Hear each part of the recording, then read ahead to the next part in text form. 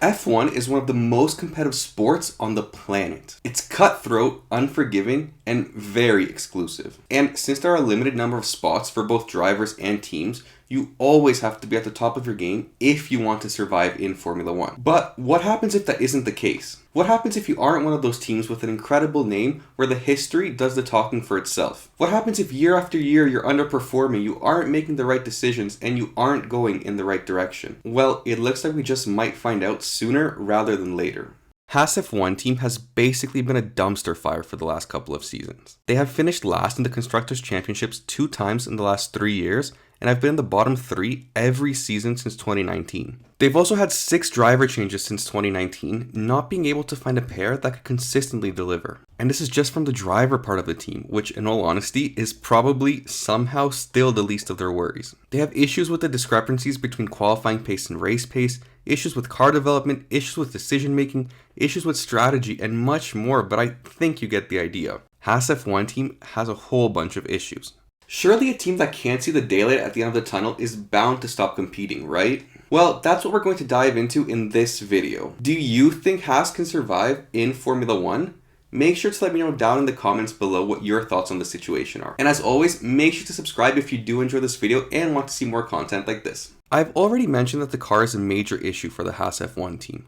One of the main problems faced within the team is the huge difference between their promising one-lap pace during qualifying and their incredibly underwhelming race pace. This very large discrepancy shows the struggle that the team has in optimizing the car's setup for various race conditions, pointing to potential shortcomings within the team's technical or engineering departments. Of course, no one wants to be in the situation where the car has a very solid qualifying session, only to fall out of the points during the race. Tire degradation has also been a key factor, with the Haas team often having to do more stops than their competitors, simply because their tires are degrading at a much faster rate. This is in large part where they may be good in one-lap qualifying pace, but fall off very quickly as they are forced to do many more laps on the same tire stint.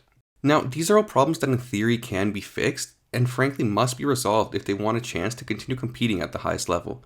But for that to happen, there needs to be a big shakeup, and that will need to start with the car. Development has been lacking for Haas F1 Team for years, and without development, you have nothing in Formula One. You need to be able to keep pace with other teams, which are constantly developing and working on their cars to make improvements. Despite possessing ample financial resources to produce new parts, the team struggled to find improvements in the car's overall performance. It's no easy feat having to deal with the complexities of aerodynamics, power units, tire management, and so much more, but after countless years, improvements need to be made or else they'll continue to fall further behind. Another major part of running any business is having strong leadership. Unfortunately, that isn't the case for Haas F1. Up until a couple weeks ago, their team principal was Günther Steiner. Günther Steiner was a popular figure in Formula One, in large part due to his personality and charisma in front of the cameras for the Netflix series Drive to Survive. Steiner had been a central figure in the team's leadership, and his exit raised questions about stability and the team's internal dynamics. Leadership changes in a high-stake environment such as Formula One can have profound implications on a team's performance. Adapting to new leadership styles and strategies can be a challenging process that requires time, potentially affecting the team's immediate competitiveness. But in all fairness, I can see where Gene Haas is coming from with this decision.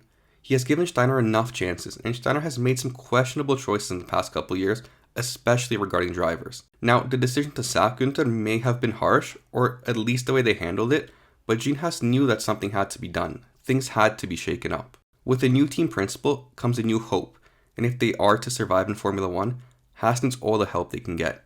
Now, imagine you're the owner of Haas. Sure, you may be passionate about the sport and about winning, but at the end of the day, it all comes down to profit.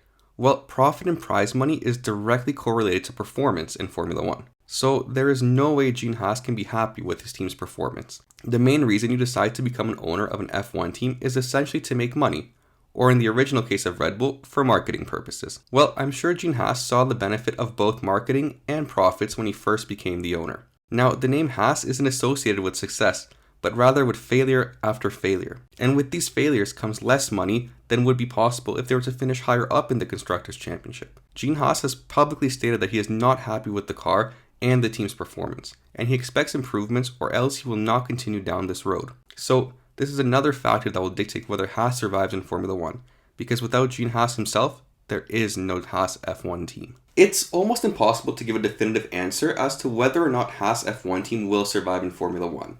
There's far too many unknown variables. But one thing is for sure, the team has to make improvements. Without improvements, and dare I say drastic improvements, they might as well start packing their bags, because Formula 1 is no place for teams that aren't constantly developing and trying to better themselves. There needs to be passion. There needs to be a clear drive and goal for the team to strive towards. And with Haas, all of that seems to be missing. This next season is going to be vital for their long-term survival, and whether they like it or not, their judgment day is coming up quickly. Thank you guys for watching, and as always, if you have anything you want to say or want to let me know what your thoughts on the matter are, just leave a comment down below in the comment section. Make sure to like and subscribe if you did enjoy this video, and I'll see you next time. Thanks again. Bye.